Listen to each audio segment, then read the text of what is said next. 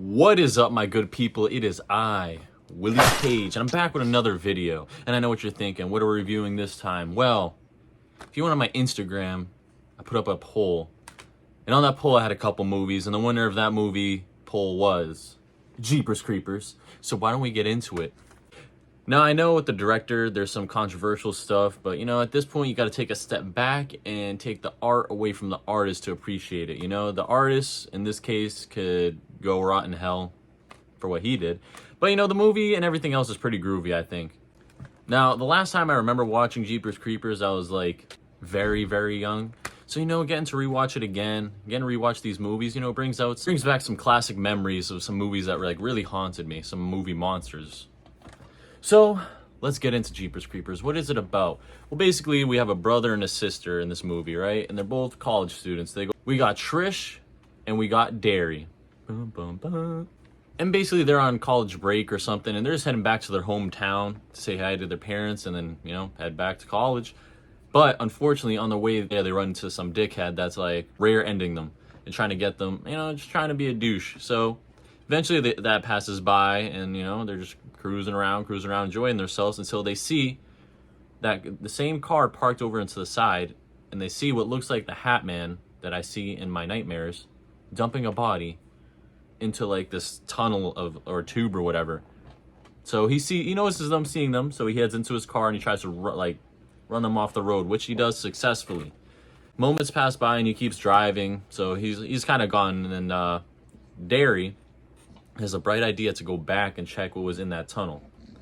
Trish, having a brain in her head, thinks that's probably not the greatest idea, so she tries to steer him away, but he's just consistent, and eventually they go check out that tunnel. So they head back to the tunnel.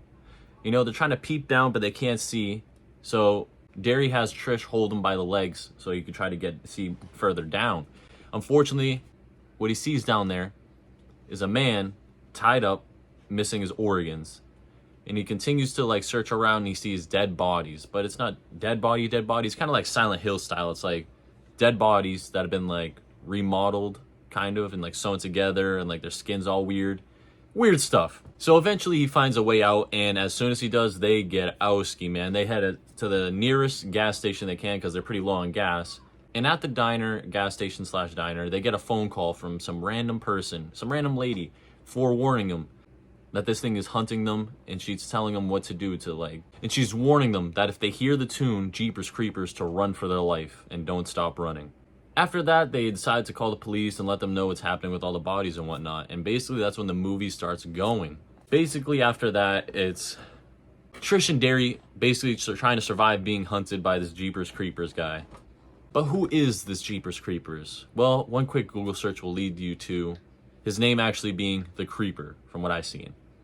And what he does is every 23rd spring, he comes out and he feasts for 23 days. No one specific, but he does this one thing. He smells fear on people, or he installs fear in you to smell it, to smell if he likes something about you. And you think, well, what do you mean by that? Your personality, your looks, the way you smell? No. Maybe more to the looks thing, because, he smells you, and what he does is, if he likes something on you, say he likes my ears, right? He sees me, scares me, he's like, oh, some good ears on Willie Cage right there. He hunts me down, and kills me to eat my ears, so then he gets my ears. Some weird stuff right there. So, with that being said, so if he eats your heart, he gets another heart, If he eats your legs, he gets legs, so on and so forth. So, with that being said, whenever he takes damage, say you rip his arm off, yeah, he has his arm ripped off, but all he has to do is eat somebody's arm, and boom, he grows another one. Same with any organs and whatnot. So he's out there feasting for the 23 days straight. Anyone he wants. I don't really think he has a specific target, but for the sake of the movie, he had these fools. And honestly, I think he's pretty cool for a movie slasher, a monster, or whatever. When it comes to we got the Mount Rushmore. We got Jason, we got Michael, we got Freddy, and Leatherface, or insert other person here. But I never see Jeepers Creepers, and I find it weird after watching this movie, because he is pretty cool. Think about it. What do all those people have in common? Well, right before Jason kills or comes out, you have the Michael Myers usually have those piano strings that dun dun dun dun, or you could see him in the background. Freddy, you know, once you're in the dream, you have those little girls playing jump rope and they're singing the 1, 2, Freddy's coming for you. So with that being said, Jeepers Creepers has his own calling card. And what is that? You're like, Willie Cage, I haven't seen this movie. What happens when Jeepers Creepers comes out, or right before he comes out? Well, sit back and relax, because I'll tell you, this is what happens. Some old head song comes on, and it goes like this. Jeepers Creepers, where'd you get those weepers? And that means he's about to pull up and sock you in your motherfucking jaw. So once you hear that, it's basically, you're as good as done. And you're thinking, well, you know, Jason, he comes out and he slashes you with his machete. Michael sometimes strangles you or stabs you. Freddy, he's in the dream world. He could do whatever. So what does the creeper do? Well, he does carry a variety of weapons on him. And what are those weapons? From what I've seen in the first movie, he seems to have, like, he must be a fan of ICP. He must be a juggalo, because that fool carries around 2 hatchets. Not only that, he also carried around what looks like a big-ass skewer knife or something. And also he has fangs, right? Fangs. Super strength. Because at one point in the movie, he grabs both of these fools by their neck. Trish and Derry, Undertaker and Kane style. And this fool, he got some skill, bro. Because he's straight up wiping out cops in a police station. Giving Michael a run for his money. Honestly, I don't even know what he is right now. Because I still have to watch the other 2. Because I only remember watching the first one when I was younger, and I've only seen the first one so far. But he looks like some, like, creature from the Black Lagoon mixed with, like, some demons or something. And not only that, he got some wings on his back, so that fool could fly high. Besides that, when it comes to the movie itself, it's a pretty solid movie, I would say.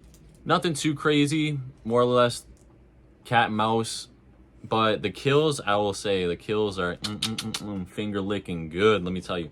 Honestly, my favorite one has to be when he comes out and he kill, like, not when he first comes out, but after they figure out what he is and when he first comes out, because they throw in that radio and a version of that song comes on. It's more like a updated version, and you see from their car behind them, the police car that's following them, that fool is like standing on top of there looking like Undertaker, and he just slaps these 2 police officers. He rips the girl out from the window, kills her, and then rips the dude from the ceiling and then cuts his head off with the hatchet.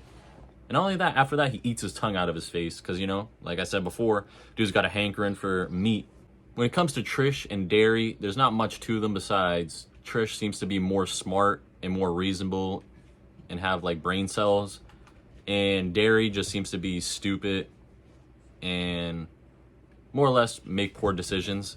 And honestly, that's all I got to say for this movie. There's not really too much I could think about it, but it was pretty solid. I really enjoyed the monster or slasher, whatever he is. And I know what you're thinking. You're thinking of the ultimate question right now, right? You're sitting there, sitting back in your chair, and you're like, Willie Cage, what do you rate this movie on the official Willie Cage scale? Going from 0 to 10. 0 being lowest, 10 being the highest. And sit back and relax, because I got you, my fair people. And what I give this movie is a solid 7.5 out of 10. Had to be done. Had to be done. Honestly, I feel like the beginning half, like the whole, from the start until they reach the gas station, is like a really long stretch for me. And I kind of like zoned out a little bit.